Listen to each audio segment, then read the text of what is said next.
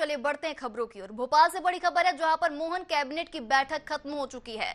जहां पर बता दें कई अहम फैसलों पर मुहर लग चुकी है। तबादला नीति 2026 को मंजूरी मिली है, तो वहीं 1 जून से 15 जून तक तबादले होंगे। नई ट्रांसफर पॉलिसी पर भी मुहर लगी है, तो वहीं मंत्री चैतन्य काश्यप ने पूरी जानकारी दी है। आपको बता दें मोहन कैबिनेट की बैठक खत्म हो चुकी है, जहां पर नई ट्रांसफर पॉलिसी पर मुहर लग चुकी है। तो वही मंत्री चैतन्य काश्यप ने पूरी जानकारी प्रेस कॉन्फ्रेंस के माध्यम से दी है। आपको बता दें मोहन कैबिनेट में कई अहम फैसलों पर मुहर लग चुकी है। तबादला नीति 2026 को भी मंजूरी दे दी गई है, तो वहीं 1 जून से 15 जून तक तबादले होंगे। नई ट्रांसफर पॉलिसी पर भी मुहर लग चुकी है इस कैबिनेट बैठक में। आपको बता दें मोहन कैबिनेट की बैठक खत्म हो चुकी है, जहां पर कई अहम फैसले लिए गए हैं, कई मुद्दों पर चर्चा की गई है।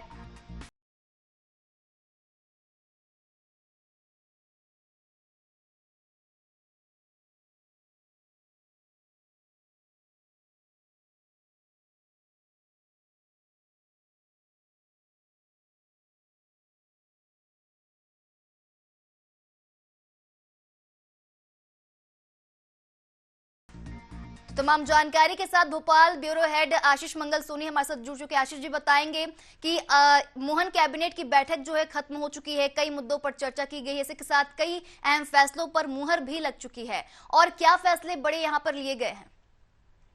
देखिए, मध्य प्रदेश में मुख्यमंत्री डॉक्टर मोहन यादव की अध्यक्षता में कैबिनेट की बैठक वंदे मातरम गायन के साथ शुरू हुई, जिसमें कई अहम फैसले लिए गए। प्रशासनिक दृष्टि से सबसे अहम फैसला जो है वो तबादला नीति को लेकर है, जो 1 जून से 15 जून तक मध्य प्रदेश में लागू रहेगी। इसके अलावा कैबिनेट की बैठक में कैबिनेट द्वारा प्रधानमंत्री नरेंद्र मोदी को नॉर्वे और स्वीडन द्वारा दिए गए सम्मान के लिए शुभकामनाएं दी। इसके साथ ही सबसे महत्वपूर्ण रहा कि जो कि पिछले दिनों फैसले लिए गए, मुख्यमंत्री डॉक्टर मोहन यादव ने उसको अपनी कैबिनेट से अवगत कराया, और इसमें बताया गया कि किस तरह से नवनियुक्त निगम मंडल के पदाधिकारियों को उन्होंने जो जानकारी दी कि क्या करना है, आगे कैसे काम करना है। इसके साथ ही मुख्यमंत्री की जगदलपुर यात्रा को लेकर भी चर्चा हुई, और उसके साथ सबसे अहम प्रस्ताव जो धार के गौशाला मंदिर को लेकर कोर्ट के फैसले पर कहा कि धार के गौशाला मंदिर में वाग्देवी की प्रतिमा को वापस लाने के प्रयास केंद्र सरकार के द्वारा किए जाएंगे, और यहाँ पर सरस्वती लोक का निर्माण किया जाएगा। ये इसके साथ ही कैबिनेट ने 30,000 करोड़ के कार्यों की निरंतरता की मंजूरी भी दी है। जी बिल्कुल, तो आशीष है, क्या जनता को सीधे फायदा पहुंचाने वाली किसी नई योजना पर मंजूरी मिली है इस कैबिनेट बैठक में? कैबिनेट के तमाम फैसले जो होते हैं वो सीधे तौर पर जनता से जुड़े हुए होते हैं, और जनता के लिए ही होते हैं। इसमें अलग अलग प्रस्तावों को मंजूरी दी गई है। सरस्वती लोक से मध्य प्रदेश में सांस्कृतिक पुनरुत्थान की बात की गई है। तबादला नीति मध्य प्रदेश के 3 लाख कर्मचारियों को सीधे तौर पर फायदा मिलेगा, इसलिए लागू की गई है। तो कुल मिलाकर जो मध्य प्रदेश के कैबिनेट ने फैसले किए हैं वो सभी लोकहित के फैसले हैं। तो क्या आने वाले विधानसभा सत्र को लेकर भी कोई रणनीति इसमें बनाई गई है?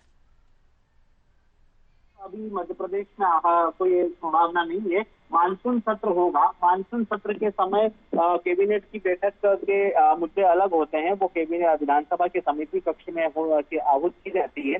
क्योंकि अभी मानसून सत्र में समय है, इसलिए कैबिनेट की बैठक में इस तरह की कोई चर्चा नहीं की गई।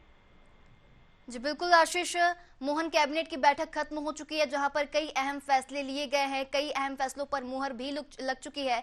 तमाम जानकारी के लिए आपका बहुत बहुत धन्यवाद।